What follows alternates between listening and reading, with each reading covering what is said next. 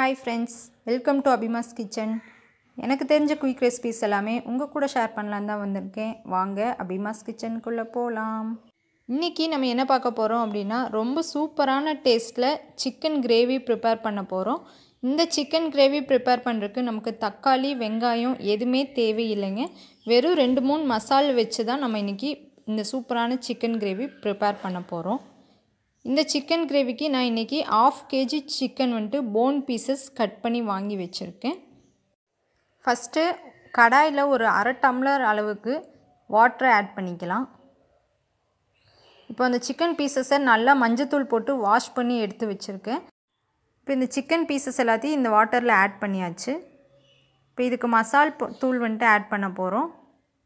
2 spoon அளவுக்கு சாம்பார் தூள் add பண்ணியிருக்கேன். நீங்கள் எந்த சாம்பார் தூள் வேணாலும் ஆட் பண்ணிக்கலாம்.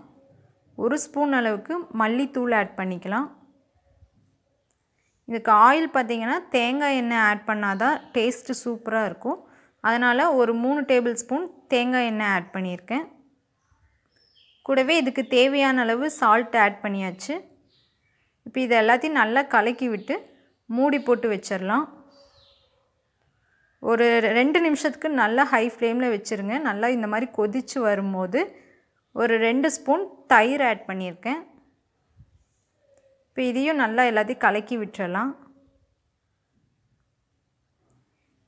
இப்போ மூடி போட்டு ஒரு 2 நிமிஷம் விட்டோம் அப்படின்னா இந்த மாதிரி எண்ணெய் பிரிஞ்சு வரும். அந்த ஸ்டேஜில் நல்லா கலக்கி விட்டுட்டு நான் ஒரு 2 நிமிஷம் அப்படி விட்டுறேன். ஏன்னா கொஞ்சம் தண்ணி எல்லாமே ட்ரை ஆகி வரணும். நமக்கு நல்லா செமி கிரேவி மாதிரி தான் ப்ரிப்பேர் பண்ணுறோம். பாருங்கள் 2 நிமிஷத்தில் இந்த அளவுக்கு தண்ணியெல்லாம் ட்ரை ஆகி கிரேவி பதத்துக்கு வந்துருச்சு. ஸோ நீங்கள் இதை ஒரு டைம் நல்லா கலக்கி விட்டுட்டு ஸ்டவ் ஆஃப் பண்ணிடலாம். இப்போ நான் சர்வ் பண்ணி காமிக்கிறேன் பாருங்கள். ரொம்ப சூப்பரான டேஸ்ட்டில் சட்டுன்னு 2 நிமிஷத்தில் நம்ம இந்த சிக்கன் கிரேவி ப்ரிப்பேர் பண்ணியாச்சு. தேவைப்பட்டால் நீங்கள் கொஞ்சமாக கொத்தமல்லி இலையை ஆட் பண்ணி கூட நீங்கள் சர்வ் பண்ணலாம். நீங்கள் சட்டுன்னு நீங்கள் தக்காளி வெங்காயம் எதுவுமே இல்லாத டைமில் நீங்கள் குயிக்கான ரெசிபி ஒன்று ட்ரை பண்ணுற மாதிரி இருந்துச்சுன்னா இந்த மாதிரி சிக்கன் கிரேவி ப்ரிப்பேர் பண்ணி பாருங்கள்.